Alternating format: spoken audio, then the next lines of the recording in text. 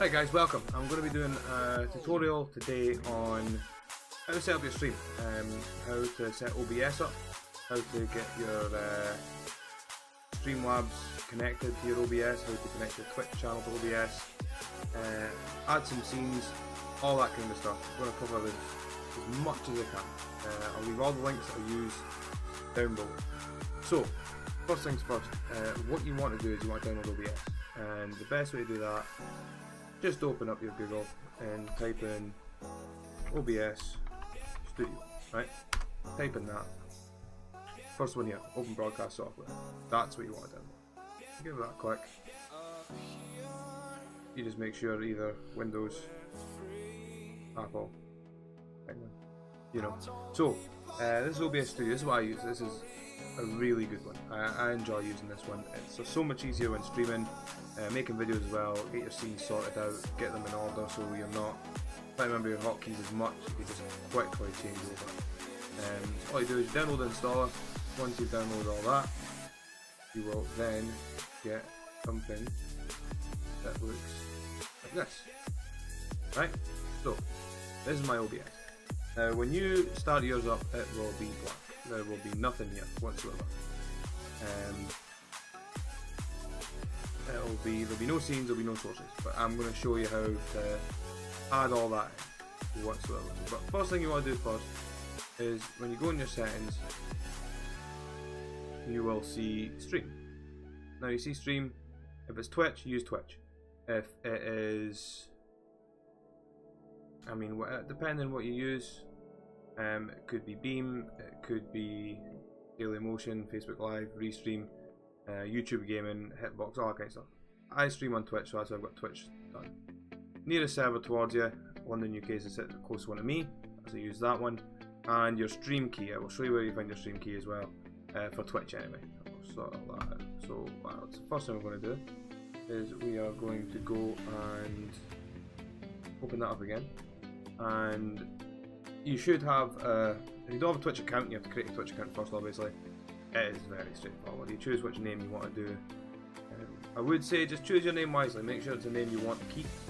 You don't want to be changing your names back and forward all the time. You want to get a name you're happy with and keep it. That's the first thing I would say. So all you do is you go to twitch.tv. Go on that.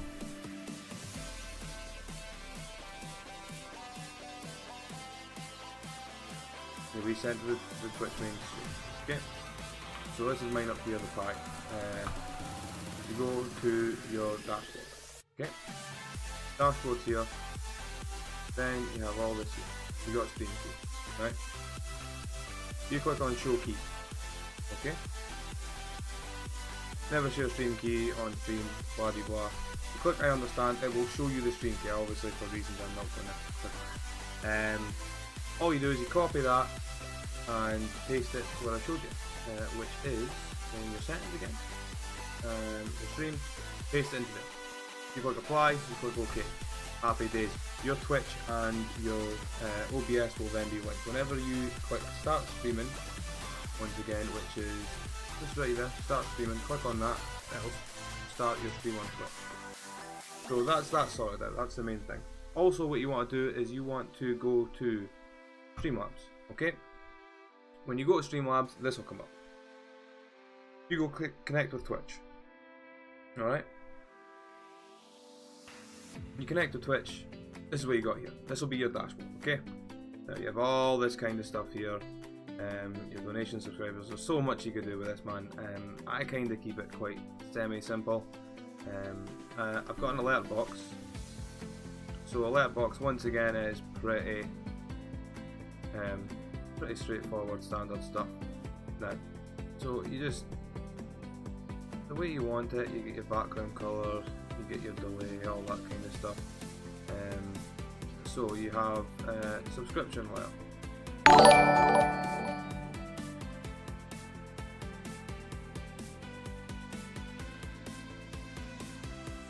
And you have your donation alert, you have your voting alert. What I'll do is I will show you what mine look like. So after I've showed it. So we've got follow alert, okay? You can enable it, disable it, what you want. your alert animation, the message you want to come up when it comes up, what type of animation you want. It's all very straightforward stuff. An image, you can create your own image, which I've done, but the standard images you can use as well. You can download them. Music, which needs to be an OGG file. Now, to do an OGG file, it is very simple. You get a song or music or sounds that you want. You just go into Google, OGG file, okay? There we go. This will come up, right? Any of them, you click on it, you just cut the part of the music you want, you save that file, go into your alert box, you click on that, choose which one you want, happy days, right? Sound volume, I would say put the sound volume really low because for some reason it's silly loud. It is really loud. Like I've got mine 12% and it's still decently loud. Now the same goes for donations, hosts, all that kind of stuff. It is very straightforward. Make sure after every one you click on save settings. Once you've done all this, you click the show widget URL. So you click on that, okay? Copy that, and what we do is we go over to back on OBS. Your first scene you'll set up, right? Set your first scene up. Mine's this screen. Now this will be empty. Create a scene, all you do, add, name the scene what you want it, scene 1, okay, done. Source it. Now to get your alert box up here, you go add, you go browser source, you just name it what you want, okay, and this will come up. Now the URL which you copied from here, if you click it, it shows the widget URL, okay? You copy that, you paste that into there, it'll come up, okay? And then you get to click OK. Obviously that isn't my URL.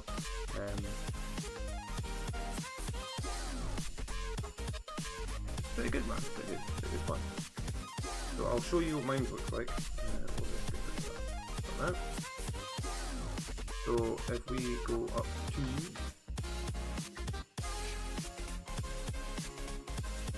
the stream, so you see on the screen, that's the stream, okay? Now, if I go, let's just turn that down for a second. Right? So what we're going to do is go test the alerts, right? This is what we're going to do. So the alert box is here. That is we'll cover that in a second. But the alert box is what we're doing for now. Okay, so you see, mine's is alert box, right? So I have that set up as I showed you in the browser source. You copy and paste the URL into the browser source, and then you'll get a blank box. Okay. Now, on your screen here, you'll see test, follow, alert, subscription alert, donation, hosting. This is quite handy because you get to see what it sounds like. So what we'll do is we will test the follow alert.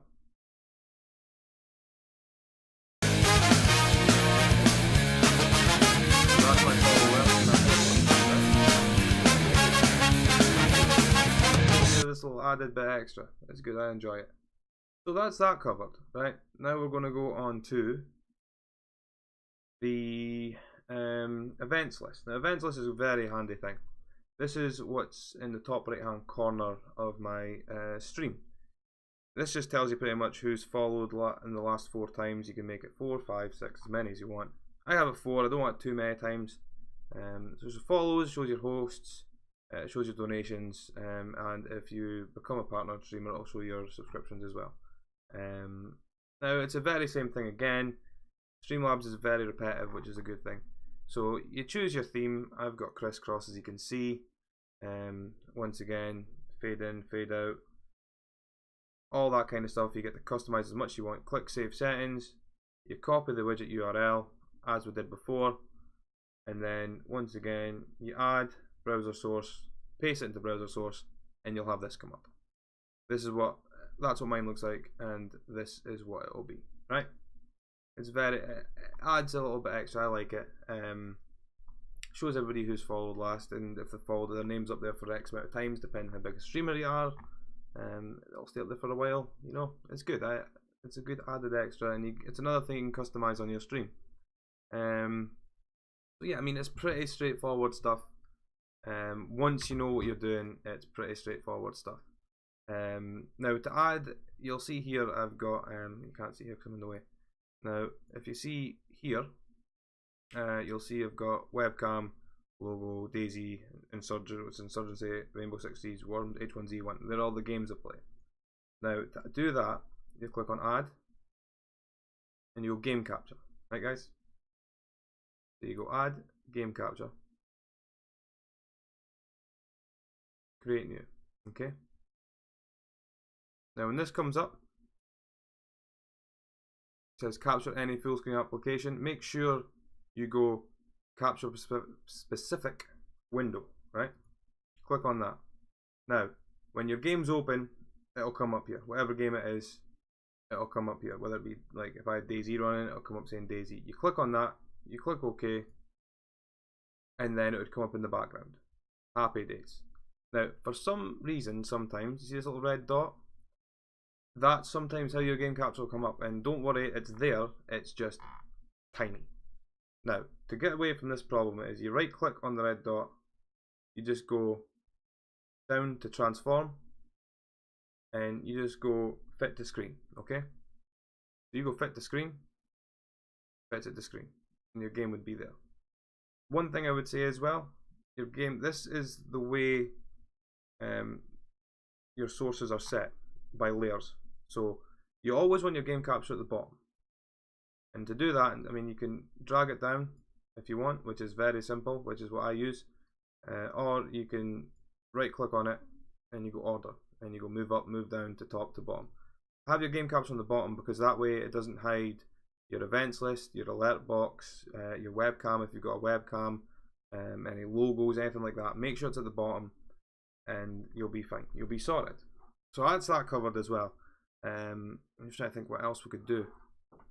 So webcam, if you have a webcam, all you do once again is you go on your source, add video capture device, whatever you want it to be, and then you just choose what device you want it to be. You click OK, it'll come up, be sorted. Happy days. Another thing, it's very straightforward stuff, but like I say, once you know what to do, it's easy. But getting there, it could be a bit hard if you don't know what you're doing. I mean, I found it quite hard setting it all up, but YouTube helped me a lot. I just found like there was one video for this, one video for that. I just thought, well, let's make a video and cover as much as we can. Try go from start to finish. Get the stream pretty much sorted, you know. I'm trying to think what else I can cover here. I'm just looking at my streams. Yeah, these are all just different scenes I have. So like I've got a start stream, so stream starting soon. So I'll have that at the start of the stream. Obviously, while I'm getting everything set up, I'll have that running. Intermission's always a good screen to have, just in case you need to nip away, or you need to do something on your PC quickly and tab out of the game, that kind of stuff. Stuff you don't want to be seeing, like any passwords or anything like that. Quickly go to the intermission screen. Face cam, once again, is just another kind of intermission if I'm in the middle of changing servers but still at my PC. I just click on this. Yeah, so it's pretty straightforward stuff, guys, once you know what you're doing. I mean, I was gonna talk about green screens and stuff like that. I've just recently got one myself, but I'm gonna do that in another video. I'm gonna cover the green screen in a different video. I'm just trying to think what else. Nightbot, that's more about chat. I'll do that in another video as well. I mean, that's pretty much the basics of OBS, guys. Settings wise, it all depends on what type of PC you have, what you're running for your settings. So that is one of these things. Everybody's going to be different. I can't really get into that. Hotkeys, once again, they're pretty straightforward stuff. With your hotkeys, I have like quick transition is transitioning the two screens you see. So the screen on the right is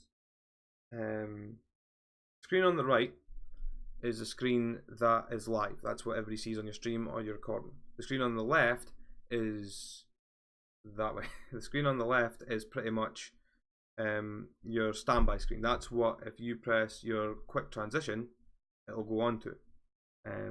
It's a very handy thing to have, so you've got the right one ready. Like, if you know the server's going to go down in X amount of time, or you're going to need to go away quickly and do something, have it ready, and just quickly press your transition button.